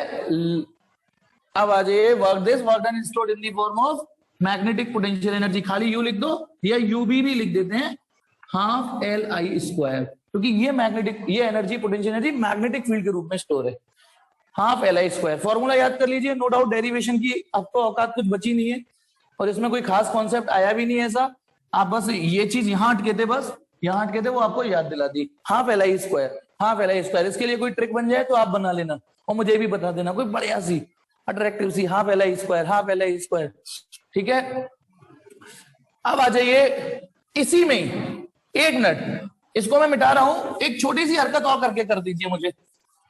पता है, एक रिवीजन बता रहा हूं, जब हमने एक कैपेसिटर में पढ़ी थी, ये रहा कैपेसिटर, एक प्लेट पॉजिटिव चार्ज थी, एक नेगेटिव थी, तो उसमें भी पोटेंशियल एनर्जी स्टोर थी, लेकिन उसकी पोटेंशियल एनर्जी को हम यू या यू ई बोलेंगे। बताओ ई वर्ड क्यों डालेंगे, क्योंकि कैपेसिटर के अंदर इलेक्ट्रिक फील्ड एक्टिवेटेड होता था, वो इलेक्ट्रिक फील्ड में एनर्जी स्टोर करता था, इलेक्ट्रिक फील्ड, और वो फॉर्मूला आता था हाफ चामिंडाबाज स्क्वायर। हालांकि और भी फॉर्मूले थे, ठीक है, लेकिन इससे मैच करने वाला हाफ हाफ, वहां कैपेसिटेंस या इंडक्टेंस, यहां करंट का स्क्वायर, वहां लेकिन वोल्टेज का स्क्वायर। थोड़ा रिदम एक जैसा जरूर है, लेकिन लिरिक्स अलग हो चुके हैं थोड़े, धुन एक सी है, धुन धुन एक सी है, लेकिन लिरिक्स अलग हैं। अब सुनिए, अब इसमें एक टॉपिक और था, एनर्जी डेंसिटी। एनर्जी डेंसिटी और था, वो केवल फॉर्मूला इंपॉर्टेंट था, और एनर्जी डेंसिटी का मतलब क्या था, एनर्जी पर यूनिट वॉल्यूम। चलिए निकाल दिया, अच्छा निकलने तो फॉर्मूला भी लिख दिया, वेरी गुड। ये आया था half epsilon not E square, half epsilon not E square, ठीक है, half epsilon not E square, ये था फॉर्मूला। यहां देखते हैं यहाँ एनर्जी डेंसिटी का फॉर्मूला क्या आने वाला है। तो सुनिए बेटा, एनर्जी डेंसिटी क्या होगा, यहाँ वही होगा, बेस तो वही है, एनर्जी पर यूनिट वॉल्यूम। कितनी एनर्जी है इसमें, half L I square. Volume बताओ जल्दी, वॉल्यूम बताओ कितना वॉल्यूम है इसका, मतलब जल्दी से बताओ कितना वॉल्यूम है ये। इसका एरिया ए है ना, और इसकी लेंथ एल है, तो ए इंटू एल हो गया, है ना, एल्युमिनियम हो गया, फॉर्मूला है एल्युमिनियम। ठीक है, ऐसी घटिया चीजों के लिए सब्सक्राइब करो, शेयर करो, ठीक ऐसी। चलिए, तो वॉल्यूम सिंपल है यार, ये एरिया है, ये एरिया है, ये लेंथ है, ठीक है। तो इतने ही तो वॉल्यूम में वो energy, magnetic potential energy store हो गई है, इतनी ही तो कॉइल दब गई है, ठीक। एल, अब देखते हैं, अब मैं क्या करने जा रहा हूं, एल की वैल्यू तो वो रखने जा रहा हूं जो कल पड़ी थी, कल पड़ी थी ना, इसमें एल की वैल्यू ये रखना, अभी आपको काम दूंगा मैं ये। और आई की वैल्यू, आई की तो नहीं, लेकिन हमें ये पता है कि जैसे इसमें करंट बनी, ये वाली आई, आई तो ये वाली है ना, फाइनल स्टेज की पोटेंशियल एनर्जी निकाल रहे हैं, तो इसमें एक मैग्नेटिक फील्ड बन गया था। मैग्नेटिक फील्ड की वैल्यू कितनी थी, mu not an I upon L. बोलो, सोलेनॉइड में जब करंट दो, हाँ नाम जरूर इंडक्टर बन गया है तो ये सोलेनॉइड ही अंदर से, mu not an I upon L, mu not an I upon L. तो यहां से आई का फॉर्मूला क्या बन गया, आई का मैग्नेटिक फील्ड के टर्म में म्यू नॉट एन। तो अब आप एक काम करिए, ये आई की वैल्यू और ये एल की वैल्यू, इनमें एल और आई स्क्वायर की जगह रखिए और मुझे करके बताइए ये आंसर आ रहा है कि नहीं आ रहा। Half B square upon mu naught, check करके बताइए। यदि ये नहीं आ रहा तो आपसे गलती हो रही है, चेक करिए। मैं तो चलिए बेटा, बिल्कुल ठीक, आप लोगों ने क्रॉस वेरीफाई किया, करा मेहनत, क्योंकि ये आपका काम है। तो एनर्जी डेंसिटी का फॉर्मूला यहां आया, half B square mu naught. अब इसको कंपेयर कर लो, तो ये भी काफी एक जैसा ही फॉर्मूला है, हाफ की जगह हाफ आ रहा है, वहां इलेक्ट्रिक फील्ड का स्क्वायर आया तो यहां मैग्नेटिक फील्ड का स्क्वायर आ रहा है, वहां एप्सिलॉन नॉट इलेक्ट्रिकल परमिटिविटी या मैग्नेटिक परमिटिविटी। लेकिन ये तो इन दोनों में दुश्मनी रही है, शुरुआत से दुश्मनी रही है। हालांकि जब वो ऊपर आया तो वो नीचे आ गया, वरना अभी तक क्या हो रहा था, वो इलेक्ट्रिक फील्ड में नीचे आया था, 1/4 पाई एप्सिलॉन नॉट, नीचे ही चल रहा था वो। आज ऊपर आया तो भाई साहब वो नीचे हो गए। ये हर फॉर्मूले में ऊपर चल रहा था लेकिन वो नीचे। तो ये चीज थोड़ा याद करने के लिए बताइए कि ये चीज इजी, ई की जगह बी आ गए और एप्सिलॉन नॉट की जगह म्यू नॉट आ गया और ऊपर नीचे हरकतें हो गई हैं। तो ये थी एनर्जी डेंसिटी, इसका सीधे सीधे फॉर्मूला याद कर लेना। अब देखिए, बहुत ही इंपॉर्टेंट टॉपिक, और एक और इंपॉर्टेंट टॉपिक आ रहा है और मजेदार भी है बेटा। ये पूरा चैप्टर ही मजेदार है, सीरियसली पूरा ही चैप्टर मजेदार है ये। हाफ लवली स्क्वायर, उसको याद, लवली, चलो ऐसे याद कर लो। एल आई स्क्वायर के लिए एक ट्रिक आई है बेटा, हाफ लवली स्क्वायर है, आधा झूठ इसका स्क्वायर, आधा लाई स्क्वायर। चलो अच्छा है बेटा, ऐसे कोशिश किया करो, एटलीस्ट कुछ चीजें हिट करती है, फॉर्मूले कभी कभी कंफ्यूज हो जाते हैं ना, इनसे याद आ जाता है। चलिए, और बढ़िया सा हो तो मुझे शेयर कर दिया करो तुरंत। मुझे ये चीज मैं हमेशा अपनी टीचिंग स्किल में हमेशा शामिल करना चाहता हूं, ठीक है। चलिए अब आ जाइए, सेल्फ इंडक्टेंस पढ़ लिया आपने, सेल्फ इंडक्टेंस पढ़ रहे हो कल से, अपने पैर पे कुल्हाड़ी मारना, इनर्शिया ऑफ इलेक्ट्रिसिटी भी बोलते हैं इसको, ठीक है। चेंज का अपोज करना, पसंद नहीं है मुझे परिवर्तन। सेल्फ वर्ड क्यों डाला, सेल्फ वर्ड क्यों डाला बोलो, क्योंकि अपने में इंड्यूस कर रहा था। अब आ रहा है म्यूचुअल इंडक्शन, ये भी स्टार टॉपिक है बेटा, म्यूचुअल इंडक्शन, म्यूचुअल इंडक्शन। अब आप समझ जाओ, इसमें एक नहीं दो कॉइल होंगी। सपोज करो एक कॉइल ये रही, एक सोलेनॉइड ये रहा और एक इसके बगल में, ठीक है। हो सकता है एक से हो सकता है थोड़ा बहुत नंबर ऑफ टर्न्स में अलग अंतर हो। ये रही कॉइल 1 और लेट दिस इज कॉइल 2। अब क्या होगा सुनिए, जैसे ही मैं इसमें करंट एक्टिवेट करूंगा, ये करंट एक्टिवेट करूंगा मैं हैंड टू हैंड, पहले कॉज बता देता हूं, जैसे इसमें करूंगा इसमें नहीं कर रहा हूं। लो, इस कॉइल को मैंने कंप्लीट कर दिया, लेकिन कायदे से बीइंग ए 12th स्टूडेंट आप अपने दिमाग में रखा करो कि ये करंट आ रही है तो कहीं से आ ही रही होगी, सर्किट ये क्लोज ही होगा। हमने बस उतना हिस्सा कट पेस्ट करके क्रोप करके पढ़ रहे हैं। जैसे ही इसमें करंट एक्टिवेट करूंगा तुरंत इसके अंदर मैग्नेटिक फील्ड बन जाएंगी। अब इस मैग्नेटिक फील्ड की बारिश में ये भी भीगेगा क्योंकि बगल में रखा है भैया। अब इसकी बदबू को इसको भी सूंघना पड़ेगा। बोलो, अब अपनी बगल अपने पसीने में हो, यूं बगल दोस्त के कान मुंह पे रख दो, सूंघना तो पड़ेगा ही उसको। तो अब ये अपनी मैग्नेटिक फील्ड लाइंस देखिए, गौर से देखना, करंट इसकी, मैग्नेटिक फील्ड इसका, लेकिन थोड़ा बहुत एंजॉय तो ये भी करेगा, ठीक है। कभी कभी पड़ोसी का वाईफाई मिल जाता है, नहीं मिल जाता, लेकिन खैर उसमें तो पासवर्ड डालना पड़ता है, पासवर्ड डालना पड़ता है ना। लेकिन हमारे जमाने में एक चीज बताता हूँ, ब्लैक एंड व्हाइट टीवी का जमाना था, ये सब चीजें नहीं थी, तो पड़ोसी यदि सीडी प्लेयर पे लगा के कुछ देखते थे तो हम एंजॉय करते थे। ये कैच बहुत जल्दी हो जाता था, ब्लैक एंड पता नहीं आ रहा फैक्टर होता था या क्या, है नहीं। तो वही चीज। तो अब करंट इसकी, बिल इसका जा रहा है, मैग्नेटिक बिल इसका है, मजे वो ले रहा है थोड़े बहुत, मतलब वो तो ले रहे हैं मजे, लेकिन मजे ये भी ले रहा है। रिज्वाइन करें, चलो स्टार्ट कर रहा हूं मैं। तो क्या हुआ, करंट इसकी है, मैंने आई लिख दिया, मान लो आई, और ये वेरी अभी अभी आई लिख दिया। अब इसके अंदर मैग्नेटिक फील्ड बनेगा, सारी मेहनत इसकी है, ठीक है। अब आ जाइए, तो इधर नॉर्थ बन गया, इधर साउथ बन गया, तो मैग्नेटिक फील्ड लाइन फेंक रहा है, तो कुछ मैग्नेटिक फील्ड लाइंस इसमें लिंक हो गई। हाँ ये जरूर है कि जितने अच्छे सिग्नल इसमें आ रहे होंगे वो इसमें नहीं आएंगे, जैसे पड़ोसी भी कैच कर रहा है, तो ये बात तो तय है। हाँ बेटा रिकॉर्डिंग ऑन है, कि जितने अच्छे सिग्नल इसके होंगे उतने तो नहीं होंगे, लेकिन कुछ तो छींटे पड़ी गई ना इसमें। अब आप देखिए, यदि ये करंट वेरिएबल स्टेट में हो, इमेजिन करो वेरिएबल हो, इमेजिन करो, तो ये जो मैग्नेटिक फ्लक्स है ये भी वेरिएबल होगा ना। तो ये बारिश की छींटें, मैग्नेटिक फील्ड की छींटें इसमें जा रही हैं, ये भी तो वेरिएबल होंगी। अब बताइए मैग्नेटिक फ्लक्स चेंज हो रहा है नहीं हो रहा है इसमें? सोच के देखिए, सिंपल, बहुत सिंपल है म्यूचुअल इंडक्शन, मेहनत कर चुके हो कल। इसमें क्या कहते हैं, फ्लक्स चेंज हो रहा होगा। अब क्योंकि फ्लक्स इसमें भी चेंज हो रहा है, तो इसमें भी ईएमएफ बनेगा। मैं भी क्यों बोल रहा हूं, ईएमएफ तो इसमें बनेगा ही बनेगा। आप इसको दूर ले जाइए, हटा दीजिए, मैंने मेरे इस हाथ के इधर कुछ देखिए मत, इसमें तो ईएमएफ बनेगा ही बनेगा। This is called self induction. ये ईएमएफ इसका अपोज करेगा, ठीक है, लेकिन कल पढ़ चुके हैं। लेकिन अब ये वहां से भी बगल में आ गए, साला अब ये भी इसका अपोज करेगा। पता है, देखा जाए यदि मैं इसको ई डैश बोल दूं तो this is called EMF due to self induction. और इसमें जो ईएमएफ बना, जो इसके छींटों से बना है, क्योंकि लेकिन दूसरी कॉइल में बना है, इसको म्यूचुअल इंडक्शन बोलते हैं। ये भी बेटा वही लेंज लॉ को फॉलो करेगा, हम जिससे पैदा हुए हैं उसका अपोज करेंगे। इनका धर्म है ये, जिससे पैदा हुए हैं उसी को अपोज करेंगे। तो अब इसमें जो करंट है ना, इसको दो लोग छेड़ रहे हैं, अब दो लोग एक्टेसी कर रहे हैं, एक ये कर रहा है और एक ये कर रहा है। और यदि मैं इसको, यानी अब इस वाली करंट के लिए मुश्किलें थोड़ी और ज्यादा हो गई। अच्छा, यदि मैं इस कॉइल को हटा दूं, इनफाइनाइट डिस्टेंस पे ले जाऊं जहां एक दूसरे से रेंज में ना हो, तो फिर इसका अपोज सिर्फ ये करेगा, इसकी चेंज का अपोज सिर्फ ये करेगा, ठीक।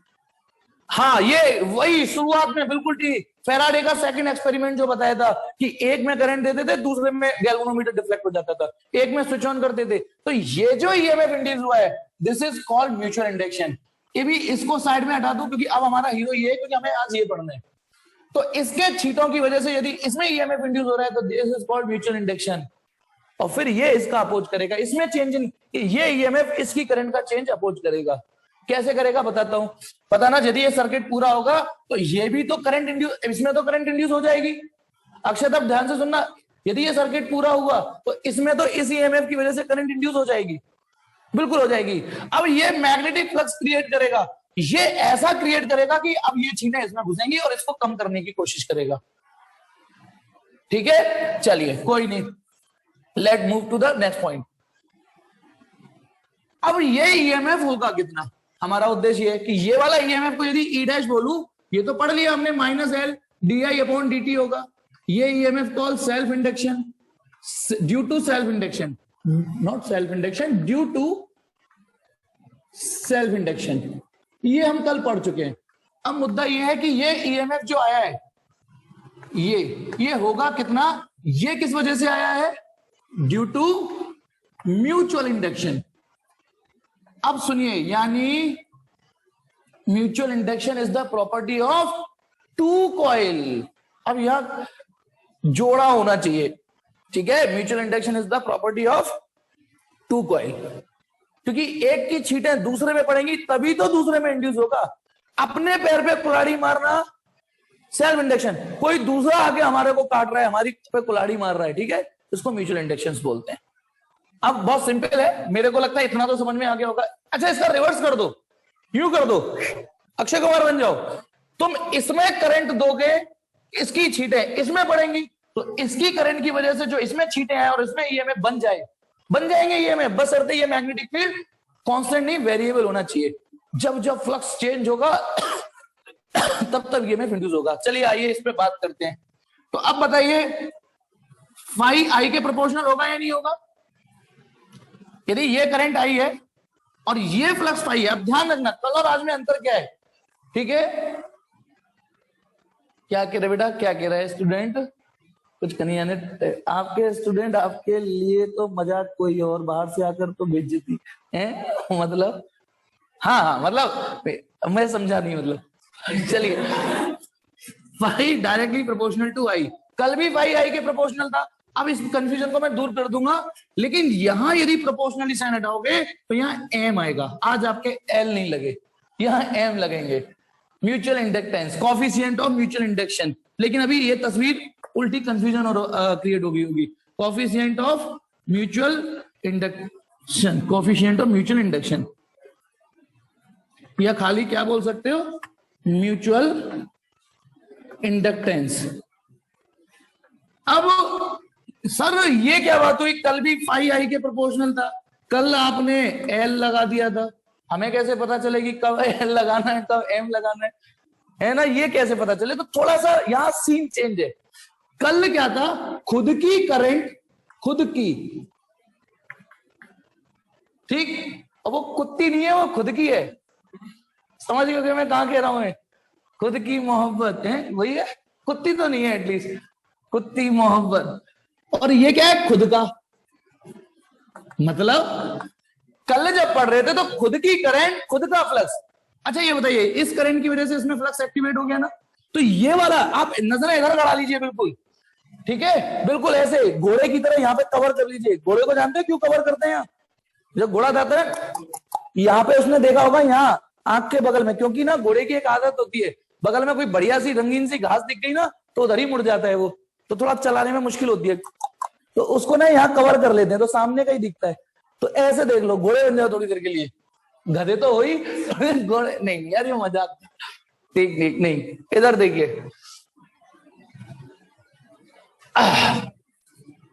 पता है, अब देखिए इस वाले रिलेशन और इस वाले रिलेशन में अंतर समझिए। वो ये कि ये वाली करंट और यही वाला फ्लक्स निकालना हो, यही वाली करंट से यही वाला फ्लक्स निकालना हो तो एल लगाएंगे, लेकिन इस वाली करंट से ये वाला फ्लक्स निकालना हो तो एम लगाएंगे। अंतर है, यानी अब ये करंट कौन सी है, ये वाली, ये करंट ये वाली, और फ्लक्स में ये वाला कैलकुलेट करना चाहता हूं। अब इस चीज को थोड़ा थोड़ा क्लियर हुआ या नहीं, कि इस वाली करंट से यदि ये वाला फ्लक्स निकालना चाह रहा हूं, करंट कॉइल 1 की, फ्लक्स कॉइल 2 का, तो एम आएगा। म्यूचुअली निकालना चाह रहे होगे तो एम आएगा, और खुद का निकालना चाहोगे तो एल आएगा। आइए इस टॉपिक को पहले मैं यहां क्लियर और कर देता हूं। देखिए इसका स्क्रीनशॉट मार के रख लेना, फिर मैं मिटा दूंगा। यदि पहली सिचुएशन I1 माने करंट इन कॉइल 1, इमेजिन करो, मैं दूसरे तरीके, current in coil 1, Φ1 flux in coil 1, समझ गए या नहीं, पहले बताओ। ठीक है, अब सपोज करो मैं करंट तो दूसरे में भी दे सकता हूं ना, दूसरे में करंट देख के इसमें छींटे मार सकता हूं। Current in coil 2, current in coil 2, और Φ2 माने magnetic flux linked with coil 2। ठीक, ये चीज मतलब जो जिस पे जो नंबर डाला है वो उसी का ही है। तो सुनेंगे बेटा, पहली चीज, यदि मैं I1 डाल के Φ2 निकालना चाहूं, धीमे धीमे सुनिए, अब करंट इसमें दूं और फ्लक्स इसका निकालना चाहूं, ठीक है, करंट कॉइल 1 में दूं और फ्लक्स इसका निकालना चाहूं, तब तो यहां पे आएगा, बोलो बोलो क्या आएगा, एम या एल? यहां एम आएगा। और क्लियरली देखो,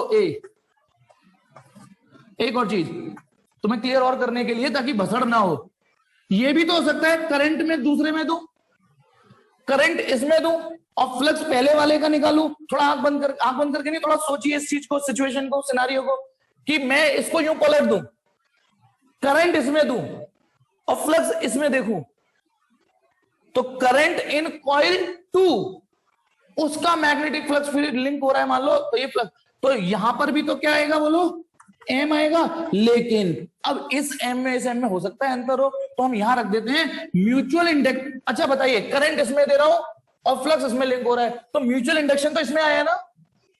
इस समय फिगर में ये वाली इक्वेशन काम कर रही है, ये वाली काम कर रही है, ना कि ये वाली, क्योंकि ये मैंने दिखाई नहीं है, दिखाया तो ये वाला है ना। तो यदि मैंने करंट 1 में दी है इसमें और फ्लक्स दूसरे का कैलकुलेट कर रहा हूं, तो एक शब्द और डाल देते हैं हम, ये शब्द डाल देते हैं हम, जिसको ऐसे पढ़ते हैं, इसको ऐसे पढ़ते हैं, mutual induction into with respect to 1। अब थोड़ा सा रुकिए, जल्दबाजी नहीं करनी, इस शब्द को समझिए। Mutual inductance of 2 with respect to 1, mutual induction in 2 due to 1। अब वेट करिए उस तक, अभी उस इक्वेशन पे नहीं पहुंचे हम। Mutual inductance in 2 due to 1, mutual inductance in 2 due to 1, due to 1 भी डाल सकते हो या विद रेस्पेक्ट टू 1, ठीक। लो ड्यू टू ज्यादा अच्छा लग रहा है ना, ड्यू टू 1। तो अब आप बताओ, फिर यहां आएगा तो है नहीं, लेकिन फिर इसको बदल देंगे, क्या शब्द डाल देंगे, M12, क्योंकि ये इसको क्या पढ़ोगे बोलो, mutual induction in 1 due to 2। तो अभी समझ में आ गया। लेकिन अभी कहानी एक और अच्छी लगेगी आपको। सी, यदि ये फाई आई के प्रोपोर्शनल है, I1 फाई 1, चेक करो इन दोनों से अलग तीसरी है ये क्या है, करंट इन कॉइल 1, और ये क्या चीज है, फ्लक्स इन कॉइल 1। तो ये फ्लक्स भी इसके प्रोपोर्शनल होगा वाकई। अच्छा ये बताओ, जब खुद की करंट होगी खुद का फ्लक्स नहीं होगा, होगा या नहीं होगा। तो यही तो आपने कल पढ़ा था, कल ये पढ़ा था। क्या लिखूं यहां पे, एक और तरीका लिख सकते हो, mutual induction in 1 due to 1। ऐसे जबरदस्ती मैंने एक सिंबल M11, M11, तो जब खुद का खुद में हो जाए तो इसी का नाम L1 था। इज इट ओके, ओके और नॉट।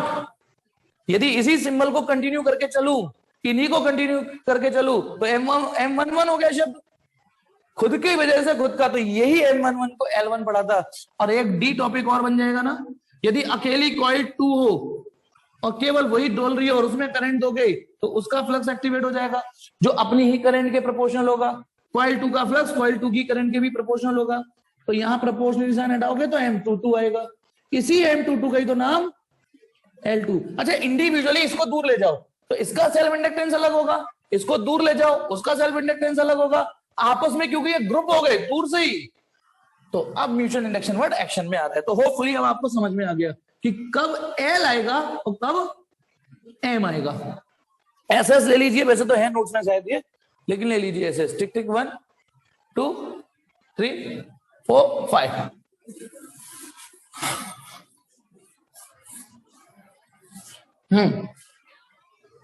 चलिए अब आगे बढ़ते हैं। तो आज आपको एक और बात पता चली कि फाई का एक और फॉर्मूला हो गया, फाई बराबर NBA cos थीटा, फाई बराबर LI, फाई बराबर MI। ठीक है, अब यहां से यदि ये वाला इंड्यूस ईएमएफ निकालना है, ये वाला, तो ये डी फाई अपॉन dt होगा ना। सुनना, ये वाला ईएमएफ इस फ्लक्स के चेंज के rate of change of flux, यदि मुझे इस वाली कॉइल का rate of change of flux पता चल जाए तो ये ई पता चल जाएगा। और ये फ्लक्स मुझे पता चल गया कितना है, MI। ठीक है, M को बाहर ले लो, सिचुएशन आप समझ गए। क्या बताओ, इंड्यूस ईएमएफ इक्वल टू हो गया minus M DI upon DT। सस्ते से न्यूमेरिकल है, करा दूंगा, ऐसे करने को अभी ये चीज। और सोचो एक झटके में, यदि ये करंट कांस्टेंट हो जाए, ये करंट जो मैंने ब्रैकेट में वेरिएबल लिखी है, यदि ये कांस्टेंट हो जाए, कांस्टेंट होते ही ये लुढ़क जाएगा। ठीक है, कांस्टेंट का differentiation number of IPL trophy won by RCB, है ना, ठीक, E इक्वल टू 0। होपफुली कि म्यूचुअल इंडक्शन की ये चीज समझ में आ गई। अब आते हैं एक अच्छा डेरिवेशन। ठीक है, कल क्या बताइए, कल जब हमने सेल्फ इंडक्टेंस पढ़ा था तो अगली हेडिंग क्या आई थी, अच्छा ध्यान करो, सेल्फ इंडक्टेंस पढ़ा रहा हूं, एल आ रहा है, सपोज करो एम की जगह एल, तो जस्ट यहां खत्म होने के बाद अगली हेडिंग क्या आई थी, अगली हेडिंग आई थी self inductance of long solenoid, कि यदि हम आपको एक लॉन्ग सोलेनॉइड दे दें तो उसका एल होगा क्या। तो एल निकल के आया था mu not an square A upon L. तो अब हेडिंग होगी कि यदि हम आपको दो सोलेनॉइड दे दें, दो सोलेनॉइड दे दें, तो उनका म्यूचुअल इंडक्टेंस क्या आएगा। समझ गए अब हेडिंग क्या आ रही है। एक सोलेनॉइड देते तो उसका सेल्फ इंडक्टेंस ये होता है, ये है एल के फूफा। तो एम के फूफा क्या होंगे, एम के फूफा क्या होंगे, कौन से वो फैक्टर है जो एम चेंज कर देंगे। तो चलिए स्टार्ट करते हैं। लेकिन ये जो एम के फूफा हैं, इसमें एक स्पेशल केस ही आपको पढ़ना पड़ेगा। देखिए, यदि कोई कॉइल ऐसे है और एक कॉइल ऐसे, जिसपे मैंने अभी थ्योरी पढ़ाई थी, तो इसमें म्यूचुअल इंडक्शन अलग होगा। यदि एक कॉइल ऐसे रख दूं और एक कॉइल ऐसे रख दूं, तो इसमें म्यूचुअल इंडक्शन अलग होगा, क्योंकि अब इतनी सारी छींटें नहीं आएंगी इसमें। जितने अच्छे से छींटें इसकी इसमें जा रही है ना, उतनी अच्छी छींटें नहीं जाएंगी। और इस केस में तो म्यूचुअल इंडक्शन ऑलमोस्ट नेग्लिजिबल होता है। बताओ इसमें नेग्लिजिबल क्यों होगा इस केस में म्यूचुअल इंडक्शन? क्योंकि सोलेनॉइड के बाहर छींटें नहीं जा पाती। इसकी यदि करंट देते हो तो मैग्नेटिक फील्ड लाइंस सोच के देखो, यूं जाएंगी, यूं जाएंगी, यूं तो नहीं जाएंगी ना धप्पा करके, ये तो होता ही नहीं है जस्ट। तो इस केस में म्यूचुअल इंडक्शन बहुत वीक, इतना कि जीरो मानना पड़ेगा, है ना, जीरो। इसकी छींटें यहां तक पहुंच ही नहीं पा रही है, सूंघ ही नहीं पा रहा। तो अब आप बताइए, mutual induction of two coil, इनके कॉन्फ़िगरेशन पे तो डिपेंड करेगा ही करेगा कि नंबर ऑफ टर्न्स लेंथ क्या है, लेकिन साथ में ये भी तो डिपेंड करेगा ना कि वो एक दूसरे के रेस्पेक्ट कैसे रखे हुए हैं। और हम कितने तरीके से दो कॉइल को रख सकते हैं? दो कॉइल हैं ये दो कॉइल हैं, कितने तरीके से रख सकते हैं? ऐसे रख दो दो कॉइल, ऐसे रख दो, ऐसे रख दो, ऐसे रख दो, इनफाइनाइट तरीके हो जाएंगे, ऐसे तो बाबरे हो जाएंगे। तो हमारे सिलेबस में ये वाला है जो सबसे बेस्ट है। एक सोलेनॉइड ये रहा और एक ये रहा, एक दूसरे के अंदर ही फंसा दो, सबसे बेस्ट होता है ये, क्योंकि इसमें मैक्सिमम मैग्नेटिक फील्ड लाइंस के एक दूसरे पे छींटे मार देते हैं। समझ गए ना, ये मैक्सिमम म्यूचुअल इंडक्शन वाला सिचुएशन है। तो हम ये वाला फिगर मैं पढ़ाने जा रहा हूं, ठीक है ना। तो हेडिंग क्या हो गई? Mutual induction of two long coaxial solenoids. देखो चेक करो, दो बड़े और एक ही एक्सिस को शेयर करें, कोएक्सियल, ठीक है ना। अच्छा, कोएक्सियल वर्ड में थोड़ी सी छूट भी है, ये भी कोएक्सियल ही हुआ, चेक करो, ये भी कोएक्सियल ही हुआ, लेकिन हम ये वाला पढ़ रहे हैं। अच्छा, इसमें और अच्छा करना है ना, ये और ये ऑलमोस्ट एक हो जाएंगे यदि मैं इसमें आयरन घुसेड़ दूं। आयरन ना बड़ा स्ट्रॉन्ग मैग्नेटिक होता है, इसकी मैग्नेटिक फील्ड लाइन वहां पहुंचा देगा ऑलमोस्ट सारी की सारी। फिर ये फिगर और ये फिगर देखने में अलग लग रहे हैं, लेकिन ऑलमोस्ट एक जैसा बिहेव करेंगे, क्योंकि आयरन दुनिया का सबसे स्ट्रॉन्ग पावरफुल फेरोमैग्नेटिक मटेरियल है। लेकिन फिलहाल जैसा एनसीईआरटी में दे रखा है मैं वैसा पढ़ाने जा रहा हूं, ठीक है। मैं आपको फिगर भी दिखा देता हूं, थोड़ा सा डरा देता हूं, लेकिन टेंशन मत लो, मैं हूं ना, ठीक। सही जगह आगे बेटा, देखो ये वाला फिगर दिख रहा है, एक के अंदर एक रखा हुआ है, ये पेज नंबर है 220 है ना। चलिए तो स्टार्ट करते हैं ये वाला फिगर, कि यदि, और बेटा जब म्यूचुअल इंडक्शन निकालना है तो दो कॉइल तो देनी पड़ेंगी ना, दो सोलेनॉइड, ठीक है। क्यों कल करा दूं? नहीं, ये अचानक मांग सी क्यों उठने लगी? कल करा देना, कल भी करा दूंगा, कुछ और करा दूंगा कल। संडे की छुट्टी नहीं चाहिए है? संडे की छुट्टी चाहिए नहीं चाहिए? अच्छा ये बताओ, देखो आवाज आ गई, हाँ चाहिए ना, तो बस चुपचाप पढ़ो। सेकंड मीटिंग से ऊपर नहीं जाऊंगा, इतना मैं भरोसा कर सकता हूं, मुझ पे भरोसा कर सकते हो सॉरी, ठीक हो जाएगा। क्या बात कर रहे हो, मेरे साथ इतने अच्छे अच्छे बच्चे पढ़ रहे हैं। टाइम हमें तो मंडे की भी चाहिए, हमें तो संडे ने लूटा, मंडे में कहा दमता है। मेरी कस्ती वीडियो में संडे में सर ने क्लास भी ले ली है, कोई तुक नहीं बैठा ना। 7:25 से ऊपर नहीं, क्यों? चलो ये रिकॉर्डिंग में और जाता है तुम्हारी बकवास। चलिए सीन ये है, ठीक है, सीन छोड़ दो। ऐसा लग रहा है निकुंज जी कह रहा है मैंने निकुंज जी को दिशा पटाने की तरह पकड़ लिया है, दिशा पता नहीं समझ के पकड़ लिया, कह रहा छोड़ दो छोड़ दो। मैं मतलब अपने तरीके से साउंड, उसने तो लिखा है छोड़ दो प्लीज, है ना। अच्छा बताए, भगवान को सबसे ज्यादा, सॉरी भगवान जी, मतलब एक तो भगवान को सबसे ज्यादा खुशी कब होती होगी? सबसे ज्यादा खुशी कब होती होगी? है ना, मैं भगवान जी सॉरी बोल रहा हूँ, सिर्फ जोक की तरह लेना, एक अच्छा सेंस ऑफ ह्यूमर लेना, ठीक। जब एक अकेली लड़की रजिया गुंडों में फंस जाए, मतलब गुंडों में फंस जाए नहीं, और वो गुंडों से कहे भगवान के लिए मुझे छोड़ दो प्लीज, भगवान के लिए मुझे छोड़ दो, भगवान कहते हो मैं प्लीज सुन ले, मेरे लिए छोड़ दो उसको भगवान के लिए। चलिए एक और है भगवान को, अच्छा कमेंट बॉक्स में आंसर देना, भगवान को सबसे ज्यादा गुस्सा कब आता होगा, फिर सबसे ज्यादा गुस्सा कब आता होगा, ठीक है, इसका मैं इतना नहीं दे पाऊंगा जवाब। चलिए, mutual induction of two long coaxial solenoid. अब आपके पास दो सोलेनॉइड है, मैं सिचुएशन दे चुका हूं, एक सोलेनॉइड ये है, एक और एक ये है, मैंने अलग कलर यूज कर रखे हैं बेटा, लेकिन आप तक मेरी ये बातें नहीं पहुंच पाती, ये मुझे पता है, दुख का विषय। ये दो अलग अलग कलर, आप भी अच्छी बात है डेरिवेशन नहीं आएगा, लेकिन करो घर पे तो अलग अलग कलर यूज कर लेना। तो एक सोलेनॉइड और एक दूसरा सोलेनॉइड, सारी इनका सबसे पहले तो एरिया अलग दिख रहा है, साहब दिख रहा है ना, हाँ, लेकिन इस डेरिवेशन में थोड़ा सा एक स्पेशल केस ही पढ़ा रहा हूं मैं, जब दोनों की लेंथ सेम है, दोनों की लेंथ सेम है, ठीक है। चलिए अब आ जाइए, मैंने अंदर वाले सोलेनॉइड का नाम दे दिया है S1 और बाहर वाले सोलेनॉइड का नाम दे दिया है S2, वो नाम तो किसी का भी है, S माने सोलेनॉइड, सोलेनॉइड 1 सोलेनॉइड 2, बाकी इसमें जो कॉन्फ़िगरेशन हो सकता है, इसमें कुछ नंबर ऑफ टर्न्स होंगे, उसका नाम N1 रख दिया, इसका जो क्रॉस सेक्शन एरिया होगा उसका नाम A1 दे दिया, कोऑर्डिनेट नहीं है ये, मैंने आरामखोरी में बोल बोल के लिख दिया कि नंबर ऑफ टर्न्स होंगे ना ये, तो N1, इसका एरिया भी होगा A1, ऐसे इसमें जो नंबर ऑफ टर्न्स होंगे उसको मैंने N2 लिख दिया, इसके जो जो बड़ी वाली कॉइल है इसका जो एरिया होगा उसे A2 लिख दिया, क्लियर है ना।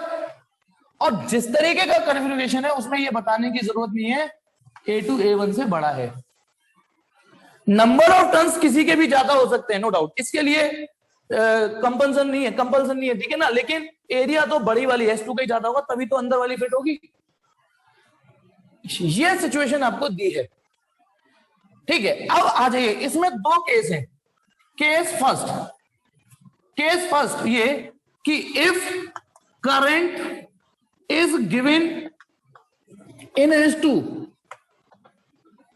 Current is given in S2, current तो हम देंगे S2 में, current is given in S2 and mutual inductance MI, mutual inductance takes place in S1। पहले इस हेडिंग को समझिए, फिर आप अगला केस भी समझ जाओगे कि फिर अगला क्या पढ़ाएंगे, ठीक। अरे अच्छा, नोट्स में यश ने कहा, एक रिक्वेस्ट की है, सर नोट्स के तरीके से ले लो कि नोट्स में बाहर वाला S1 है और अंदर वाला S2 है, चलो तो नोट्स वाले तरीके से चल लेते हैं, कोई बात नहीं कि इससे मैच करता रहेगा आपको, हालांकि इससे कोई फर्क तो पड़ता नहीं, क्लियर है ना, लेकिन चलिए नोट से मैच करके चलना चाहते हो तो ये रिक्वेस्ट चलो एक्सेप्टेबल है। S1 बाहर वाले को S1 बोला है, अंदर वाले को S2 बोला है, ठीक है, तो अब A1 बड़ा हो गया A2 से, याद रखना है ना, क्योंकि वो चेंज हो गई, तो अब मैं यहां पे भी चेंज कर देता हूं, पहले मैं बाहर वाले में करंट दे रहा हूं, when current is given in S1 and mutual induction MI, mutual induction takes place in S2, क्योंकि हम म्यूचुअल इंडक्शन पढ़ रहे हैं तो ये तो आप गांठ मान लीजिए कि करंट एक में देंगे, फ्लक्स दूसरे का कैलकुलेट करना पड़ेगा, जिसमें करंट देंगे उसका फ्लक्स नहीं निकालना, नहीं तो उससे तो सेल्फ इंडक्टेंस निकलेगा, इसमें करंट दो, इसका म्यूचुअल इंडक्शन निकालो। तो चलिए स्टार्ट करते हैं, तो मैं ये वाले फिगर को गंदा नहीं कर रहा हूं, दूसरा बना लेता हूं, ये रहा अंदर वाला सोलेनॉइड और ये रहा बाहर वाला सोलेनॉइड, नोट्स में भी मैंने उसको गंदा नहीं किया ये। अब बताइए, बाहर वाला सोलेनॉइड S1 है और अंदर वाला S2 है, लैंग्वेज फिर से पढ़ो, if current is given in S1, यानी बड़े वाले जो एरिया में बड़ा है, लेंथ में तो दोनों बराबर है, मैंने इसमें करंट दे दी I1, बाहर वाले में करंट दे दी बड़े वाले में I1, अच्छा S1 से रिलेटेड जो ही चीजें होंगी उसमें मैं 1 नाम दूंगा, जैसे number of turns N1, area A1, current दी तो I1, तो जैसे ही मैं सोलेनॉइड में करंट देता हूं, सोलेनॉइड के अंदर मैग्नेटिक फील्ड लाइंस एक्टिवेट हो जाती हैं। अब उस बारिश में सीधी सी बात है, बिना छतरी लिए हुए खड़ा हुआ है तो वो तो गीला हो गई होगा, बारिश पड़ रही है इसमें, बारिश किसने क्रिएट की है, ये बारिश किसने क्रिएट की है, S1 ने, अब उस बारिश के अंदर S2 पड़ा हुआ है तो गीला तो हो गई होगा। बारिश क्रिएट की है I1 ने, सोलेनॉइड 1 ने, तो बताइए इस बारिश की वैल्यू कितनी है इस B1 की। अब B1 वर्ड क्यों बोला मैंने, क्योंकि ये मैग्नेटिक फील्ड S1 का है, ये बारिश S1 ने क्रिएट की है, तो फॉर्मूला क्या लगेगा, वही सोलेनॉइड वाला mu naught NI upon L, लेकिन N1 I1 अपॉन L। बहुत धीमे धीमे चल रहा हूं, म्यू नॉट ही आएगा, ये भी एयर ही है बेटा हरेंद्र।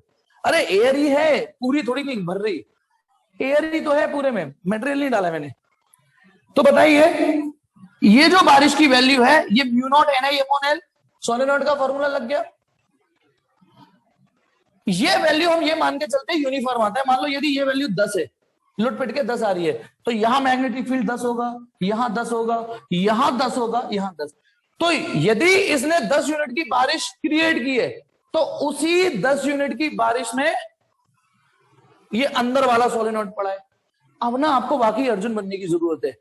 अब आप कोशिश करिए, भाई S1 का काम हो गया, I1 का काम हो गया, अब आप कोशिश करिए कि सिर्फ आपको व्हाइट वाला, व्हाइट तो आपको नहीं दिख रहा होगा, सब व्हाइट ही दिख रहा होगा, अंदर वाला सोलेनॉइड S2 ही दिखे, सिर्फ S2 ही दिखे, सिर्फ S2 ही दिखे, ये वाला सोलेनॉइड ही दिखे। क्योंकि हमारे को म्यूचुअल इंडक्शन कैलकुलेट करना है, तो हमारी मजबूरी और आपकी ये मजबूरी है कि करंट जिसमें देंगे फ्लक्स दूसरे का कैलकुलेट करना पड़ेगा। तो अब आ जाइए किसी एक टर्म पे कॉन्सेंट्रेट करिए, मैं चौक बार बार चला रहा हूं उस पर, थोड़ी डार्क हो भी गया होगा इतनी देर में। बताइए इससे सिर्फ flux passing through, flux passing through each turn, flux passing through each turn, flux passing through each turn off S2। शब्द समझना, मेरी नियत क्या है कि मैं इसका फ्लक्स निकालूं, ये वाला फ्लक्स निकालूं, तो मैंने शब्द क्या लिखा है, केवल इस टर्न को गौर से देखिए, और मैंने क्या लिखा है, flux passing through each turn off S2। अच्छा, आपको पोजीशन ओरिएंटेशन पता होनी चाहिए, इसका नॉर्मल इधर ही तो डलेगा, तो बताइए कितना फ्लक्स पास हो रहा है इससे, बताइए क्या फॉर्मूला लगाऊं। फ्लक्स का फॉर्मूला होता है BA cos theta, BA cos theta, इस वाले से ये। अब बताओ B की जगह क्या रखूं, B1। बताइए B1 क्यों आएगा, क्योंकि मैग्नेटिक फील्ड तो इसने, छींटे तो इसके आई है ना, ये मैग्नेटिक फील्ड S1 ने बनाया है, उसका खुद का तो कोई मैग्नेटिक फील्ड है नहीं, उसी मैग्नेटिक फील्ड उसी बारिश में वो खड़ा हुआ है, तो B1 एरिया आएगा खुद का, क्योंकि मुझे इस एरिया से फ्लक्स निकालना है, मेरा टारगेट है, और इसका एरिया A2 है, और कॉस 0, क्योंकि नॉर्मल मैंने इधर डाला, हालांकि 180 की भी चॉइस होती है, लेकिन आपको पता है 0 180 में 0 ही चुन लेते हैं हम। B1 A2, तो कॉस 0 हटा के 1 लिख दूं बस। ये तो हुआ, ये जो सोलेनॉइड है ना S2, उसके एक टर्न से फ्लक्स पास हुआ। ऐसे कितने टर्न है इसमें, 1 2 3 4 5, बोलो कितने टर्न है इसमें, N2। तो मेरी अगली लाइन बताना, therefore total flux passing through whole solenoid S2, whole solenoid S2, इस फ्लक्स का नाम phi2। बताइए phi2, मैंने phi2 किसका नाम दिया है, मैंने phi2 किसका नाम दिया है, phi2 नाम दिया है जो इसमें से पूरा फ्लक्स पास करेगा। तो इसके एक टर्न से कितना फ्लक्स, मैं यहां लिख देता हूं, है ना, यहां वहां बसरती हो रही है, तो phi2 की वैल्यू कितनी होगी, उसके एक B1 A2, और मल्टीप्लाई किसका करूं बोलो, N, कौन सा N, कौन सा वाला N, N तो बोल रहे हो N1 या N2, देख N सुमित है, कन्हैया है, N लिख रहे हो, N कौन सा N, कोई सा भी ले लो हरेंद्र। अच्छा, हरेंद्र ने कहा कोई सा भी ले लो। मैं फिर से बोल रहा हूं समझदार लोगों के लिए, मेरा पहले शब्द पढ़िए, फिजिक्स भी समझिए। हमारे को म्यूचुअल इंडक्शन जब निकालना होता है, हम मोस्टली बच्चे सही आंसर दे रहे हैं, जब हमें म्यूचुअल इंडक्शन निकालना होता है तो कहीं पे निगाहें, कहीं पे निशाना मारना होता है। करंट किसी और कॉइल में देते हैं, फ्लक्स किसी और का कैलकुलेट करना पड़ता है। अब करंट मैंने इसमें दी है, करंट देके मैग्नेटिक फील्ड निकालते उसे भूल जाओ। अब उस छींटे इसमें आ रही हैं, इसके एक टर्म से इतना फ्लक्स पास हो रहा है, आपने मेहनत से निकाल लिया। अब ऐसे कितने टर्न है, N2 तो N2 का मल्टीप्लाई होगा। नो डाउट रटने वालों के लिए मुश्किल हो गई, उनका रिदम नहीं बन पा रहा, सर इसे प्लीज B2 कर दो, याद हो जाएगा सर प्लीज।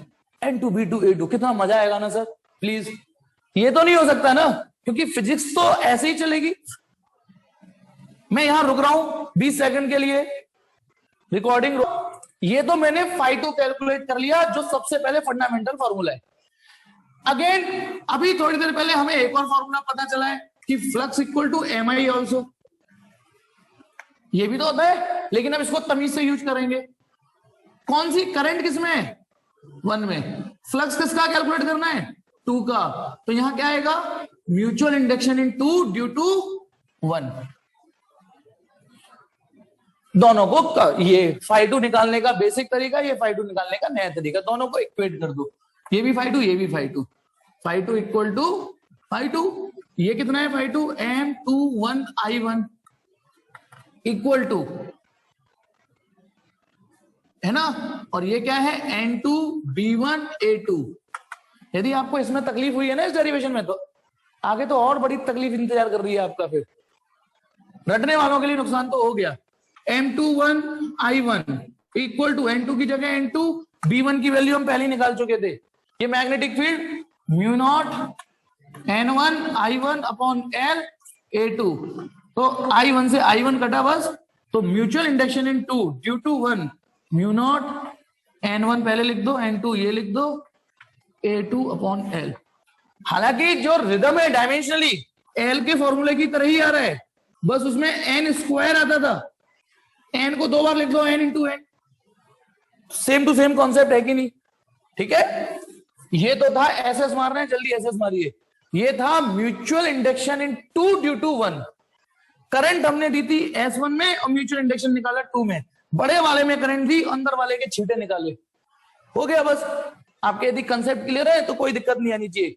अब आ जाइए फटाफट, टेंशन मत लो, तीसरी मीटिंग नहीं लूंगा मैं बस स्टार्टिंग की 2 या 3 लाइन बता दूं अगले डेरिवेशन की, तो बताइए केस से इस फॉर्मूले को यहां कोने में लिख देता हूं मैं, M21, क्योंकि मैं बाकी सब तो मिटाने वाला हूं, mu naught N1 N2 A2 upon L। इससे ये याद रहे कि केस 1 का आंसर क्या आ रहा था।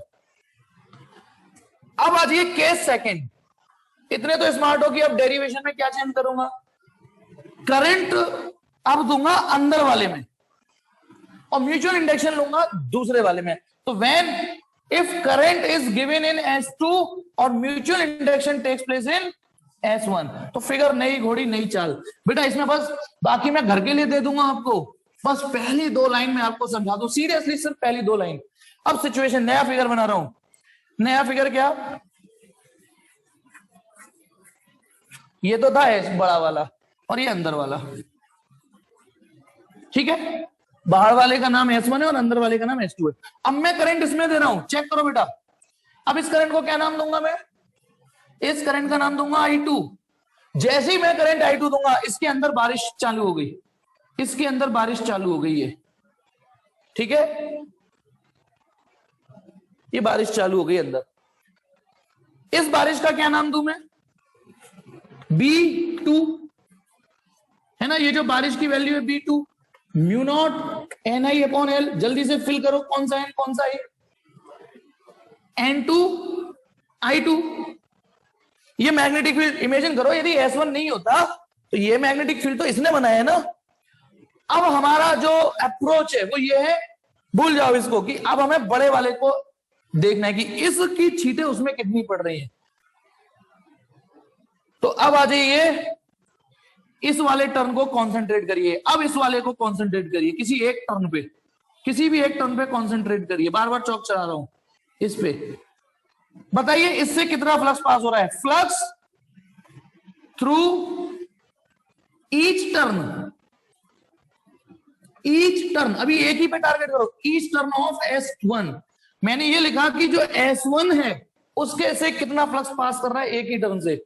बताइए, यही लाइन है, एक्चुअली यही लाइन थोड़ा सा समझनी है, तो क्या आएगा बेटा, हाँ जल्दी बताइए, B2, जल्दी देखता हूं कितना पढ़ पाओगे, जल्दी बताओ।